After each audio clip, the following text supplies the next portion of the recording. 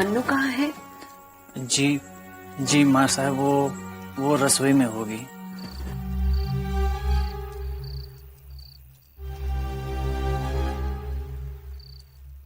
मनु, मनु, मनु। पूरा एपिसोड देखिए ZEE5 पर।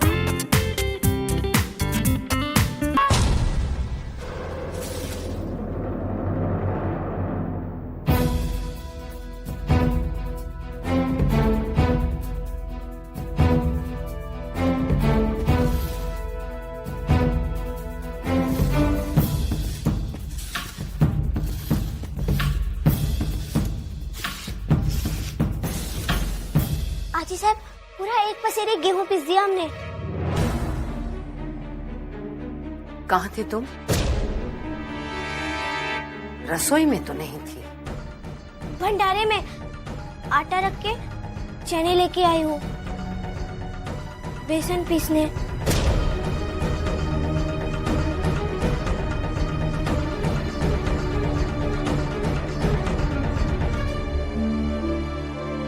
क्या हुआ आजी साहब? आप इतनी चिंतित क्यों हैं? किसी ने इन धुत फिरंगियों के झंडे को आग लगा दी। हे देवा!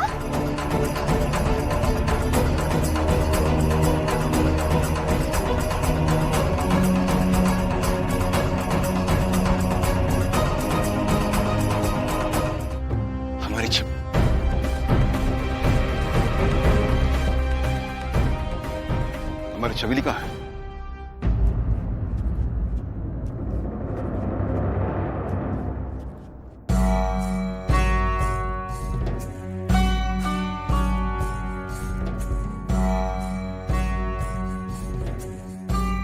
क्या हुआ आजोबा?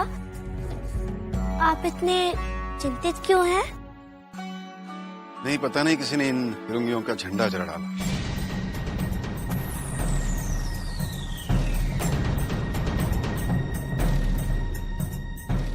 बेटी, हमें ये भय सता रहता है, जिस प्रकार तुमने इनके अत्याचारों का विरोध किया, वही झंडे का आरोप तुम पर न लगा दे। नहीं श्रीमंत सरकार, सवेरे से एक क्षण के लिए भी ये बाहर नहीं गई। सारा दिन रसोई में थी।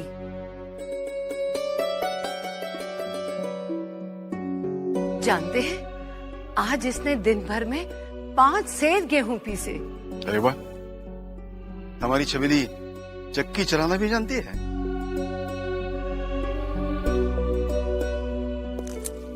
वाह बेटी, हम तुम्हारे लिए बहुत खुश हैं।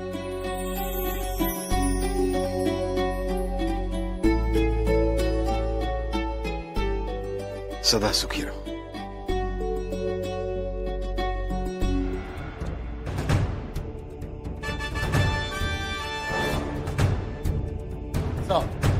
आपसे मिलने ध्रुपद आया है।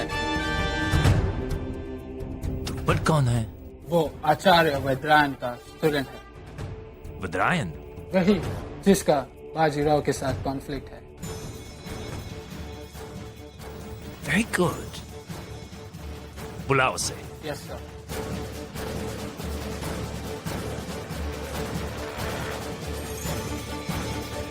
अब मुझे सोल्यूशन मिल जाएगा।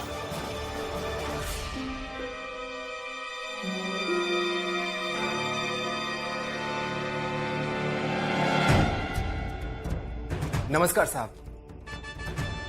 ध्रुपद साहब, मैं आपसे कुछ कहना चाहता हूँ। बोलो।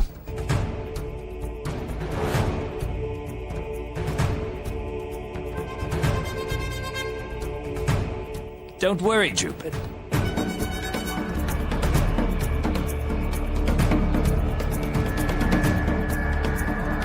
ओके ध्रुपद, हम तुम्हारी बात समझ गए। तुमको हमारी बात समझ में आए?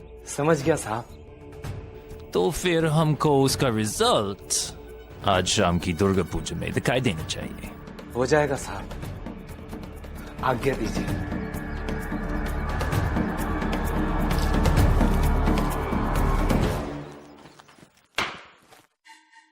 सर, धौलपुर को जलाकर खाक कर दिया।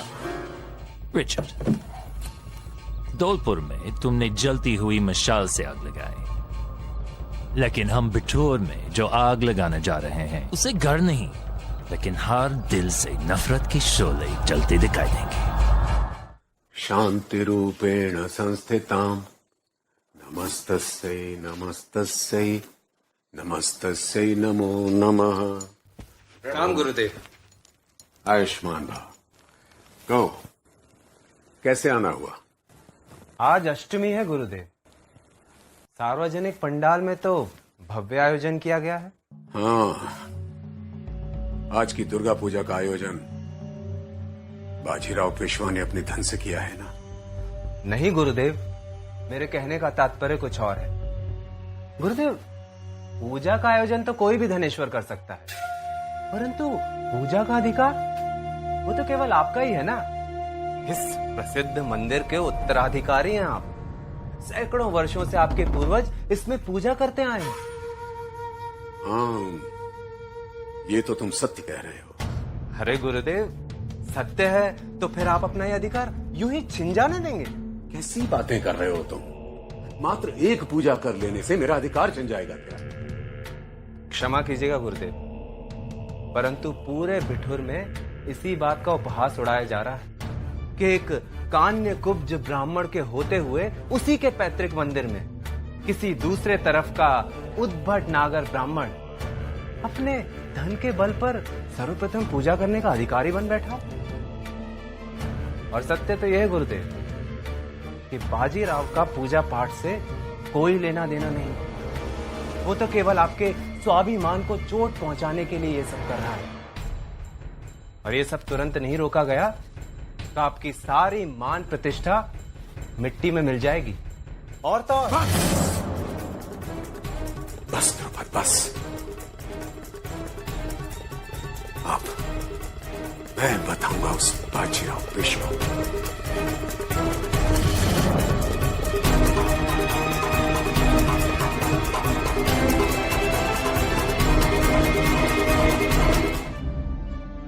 सुना भैया, कल रात पूरे धौलपुर गांव को जलाई के राख कर दिए हैं इन फिरंगियों ने। हाँ भैया, बहुत से लोग मारे गए, पूरा गांव का गांव तबाह हो गया। इन फिरंगियों के अत्याचारों से तो हम अभी भगवान ही बचाए। हाँ भैया। दुर्गा मैया की जय, दुर्गा मैया की जय, दुर्गा मैया की जय, दुर्गा मैया की जय। राज, आरती आरंभ कीजिए।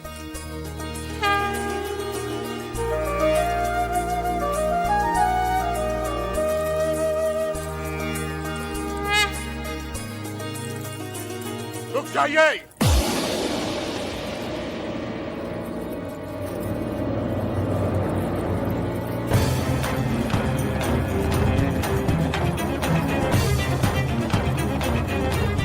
आचार्य जी,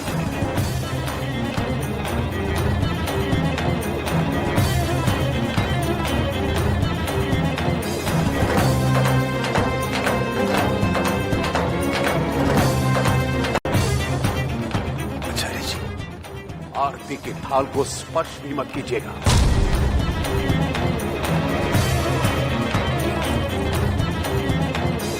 दुर्गा मां की आरती करने का सबसे पहला अधिकार हमारा है, हमारा।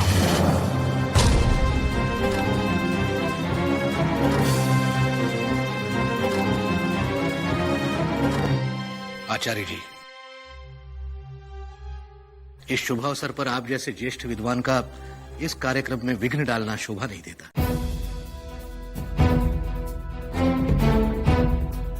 और आप तो जानते हैं इस पूजा का प्रायोजन तो श्रीमद सरकार ने किया है, इसीलिए सर्वप्रथम पूजा का अधिकार उन्हीं का है। अधिकार केवल धन के द्वारा प्राप्त नहीं होता मोरोपंत।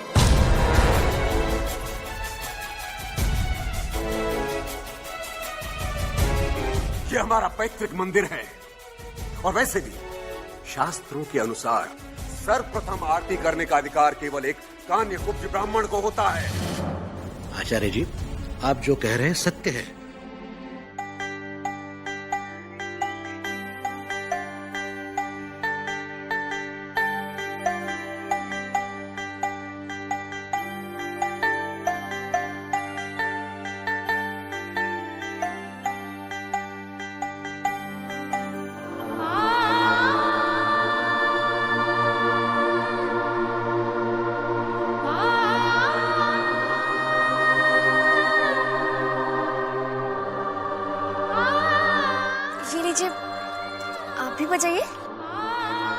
इतनी जल्दी?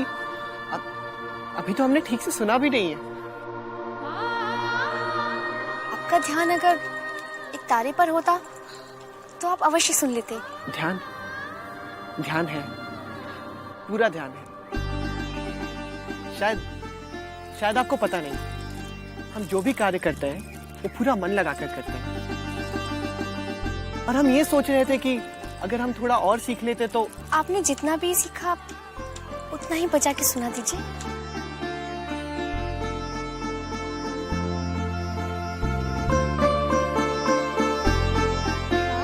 ठीक है।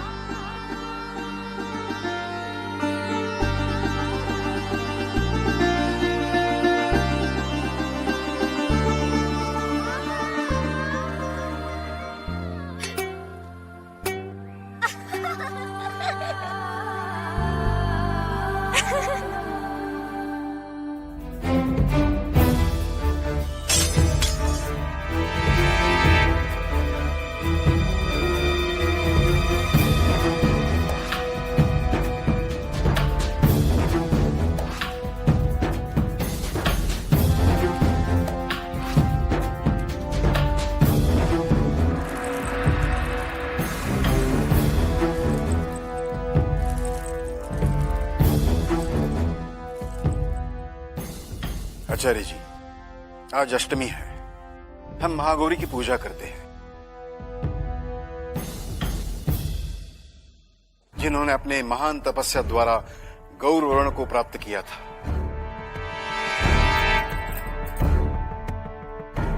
ये गौरवर्ण सुंदरता का प्रतीक है, सिर्फ तन का नहीं, मन का भी।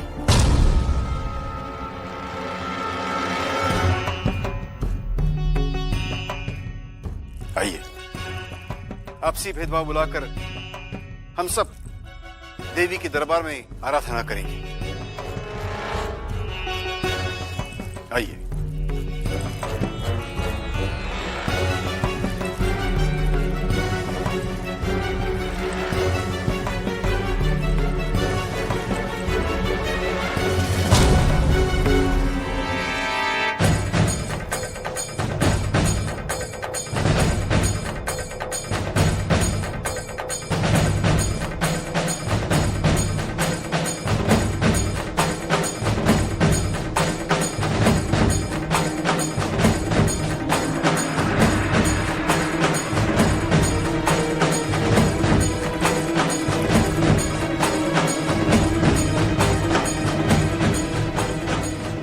आरती नहीं कर सकते बाजीराव।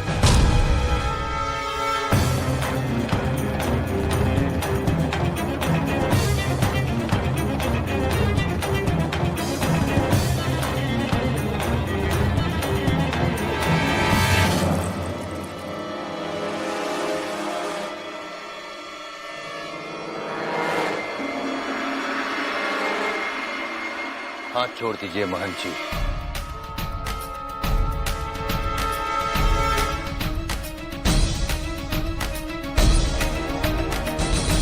अन्यथा आपका हाथ आपके शरीर से अलग हो जाएगा।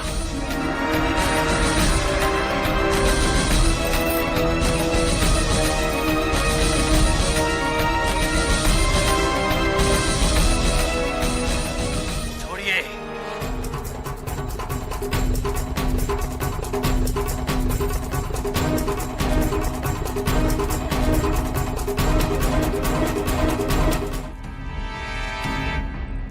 जय भवानी, जय भवानी।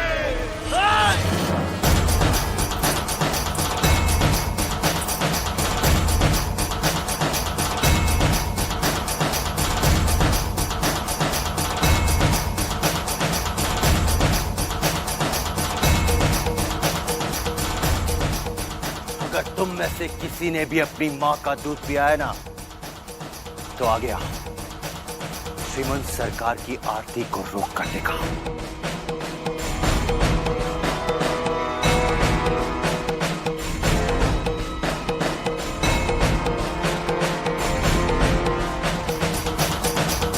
आप बिट्टोर में हर दिल से नफरत के शोले निकलते दिखाई देंगे। दिखा दूं?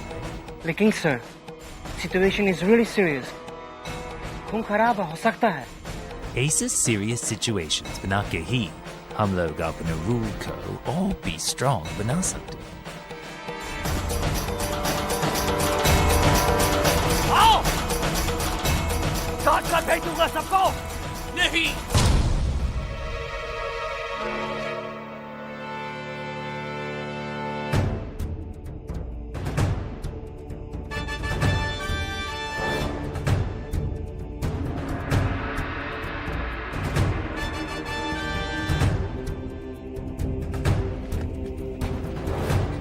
कोई आरती नहीं हो। चोरवासियों, आपको मालूम है धौलपुर गांव के पास कमिश्नरी मेले के ईस्ट इंडिया कंपनी के फ्लैग किसी विद्रोही ने जलाकर आप लोगों को ऑलरेडी प्रॉब्लम में डाल दिया।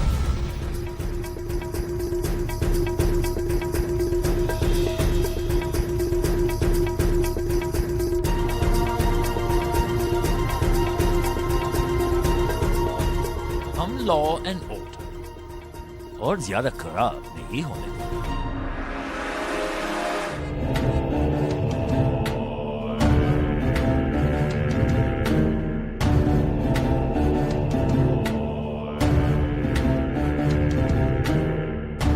एक बात सुन लीजिए बाजीराव, ये विवाद अभी समाप्त नहीं हुआ।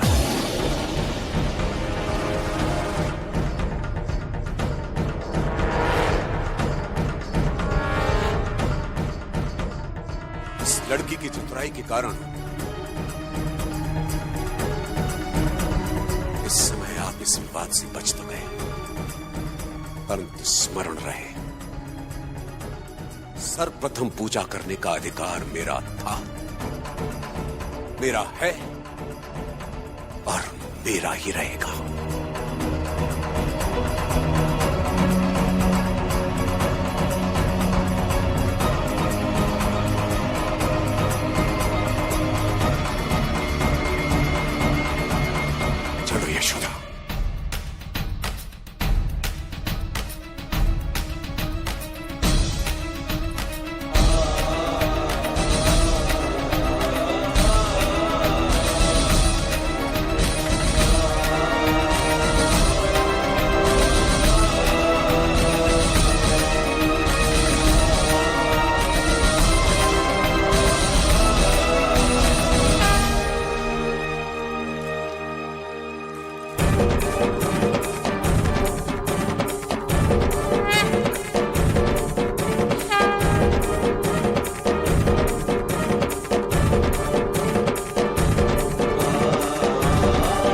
आप मेरी योग्यता पर शंका कर रहे हैं? नहीं नहीं शास्त्री जी, मैं तो बस इतना ही कहना चाहता था। मेरी पुत्री की कुंडली देखकर आपने भविष्यवाणी की थी कि वो किसी बड़े राज की रानी बनेगी, धन संपदा से परिपूर्ण सुखमय जीवन व्यतीत करेगी। अवश्य करेगी मोरोपंत जी। मेरे कहे हुए एक एक वाक्य अक्षरशः सत्य हैं।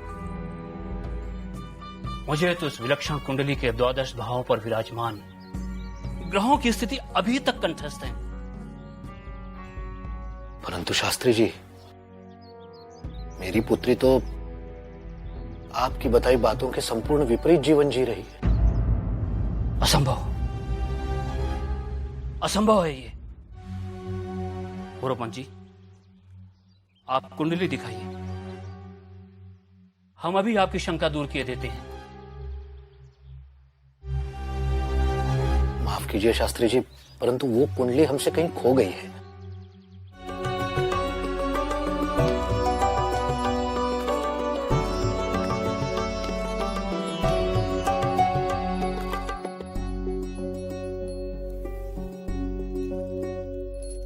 वाह मनु,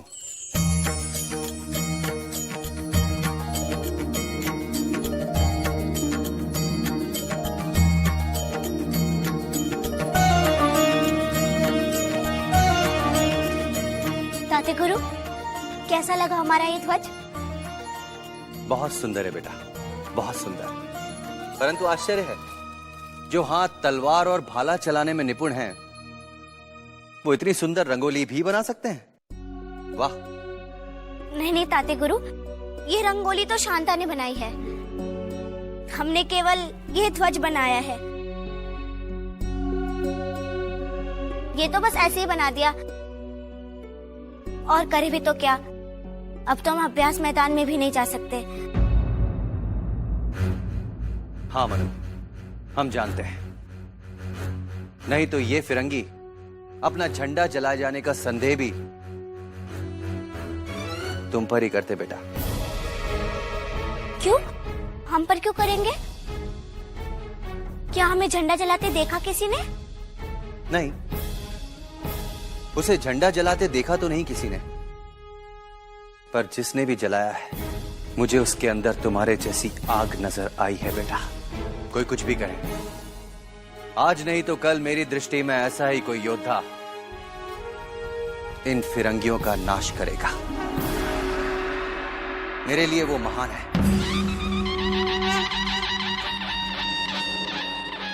नहीं ताते गुरु, महान वो नहीं, महान उसके वो गुरु हैं जिन्होंने उसके अंदर ये साहस पैदा किया होगा।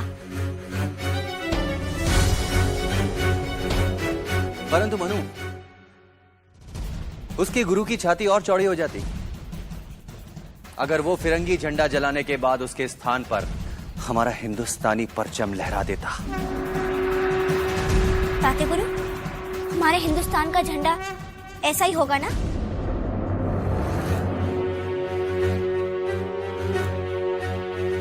हाँ बेटा, होना तो कुछ ऐसा ही चाहिए।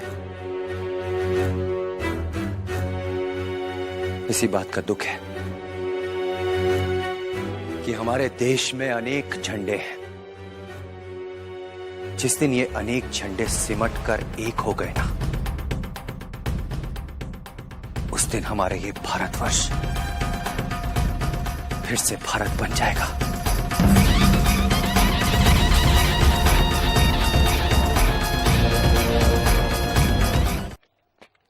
आप आ गए? हम कब से आपकी प्रतीक्षा कर रहे थे।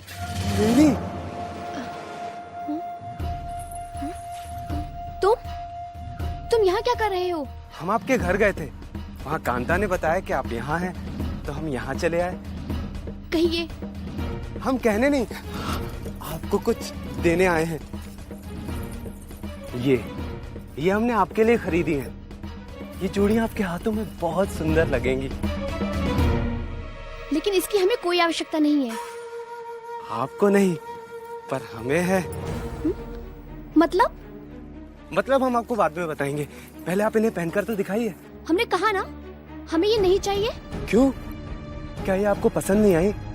अच्छा लाइए, हम इन्हें अपने हाथों से पहना देते हैं। हाँ? हाँ? छोड़ो, छोड़ो, मेरा हाथ छोड़ो, मेरा हाथ छोड़ो।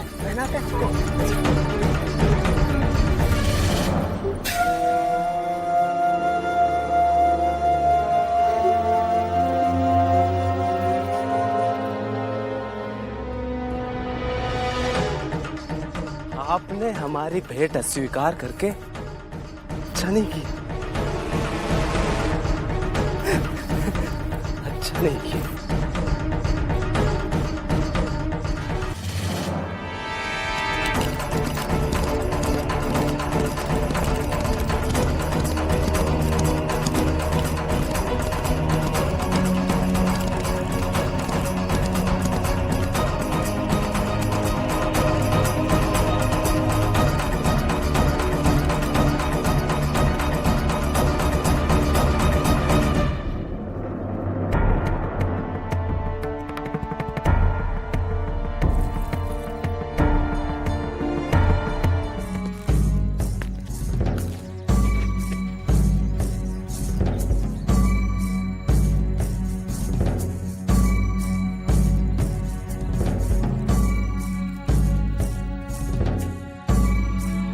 आयुष्मान भव। क्या बात है द्रुपद, क्या आज फिर बाजीराव ने तुमसे कुछ कहा? नहीं गुरुदेव, बाजीराव से कोई बात नहीं हुई। मैं तो इस समय आपके पास आपकी पुत्री वैशाली के बारे में कुछ बताने आया हूँ। आप क्या बताएंगे?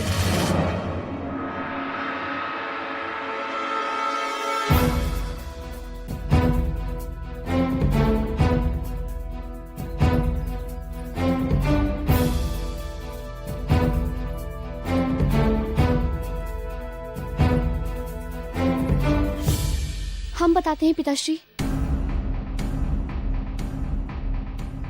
हम जब भी मंदिर जाते थे तो ये हमारा पीछा करते थे।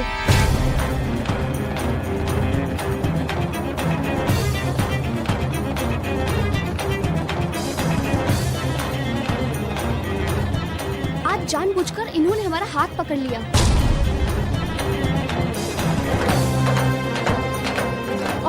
और जबरदस्ती हमें चूड़ियां पहनाने। नहीं गुरुदेव, मैं तो केवल अब एक भी शब्द कहा तो जिह्वा खींचूंगा मैं तेरी। मेरी बात तो सुनिए गुरुदेव। निकल यहाँ से दोस्त। इसके बाद मुझे कभी अपना मुंह मत दिखाना। पापी।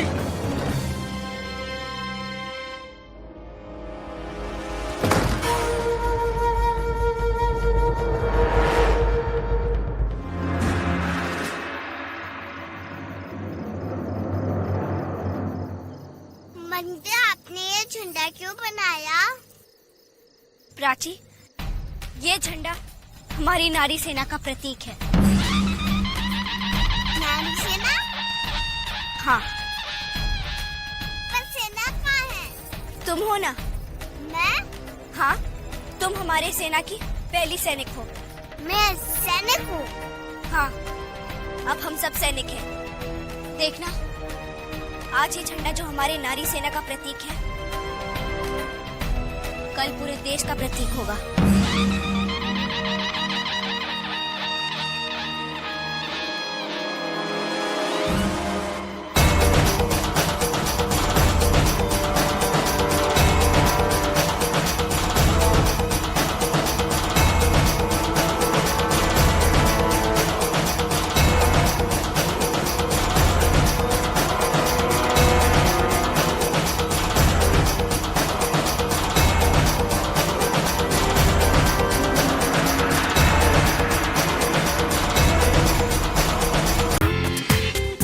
पूरा एपिसोड देखिए ZEE5 पर।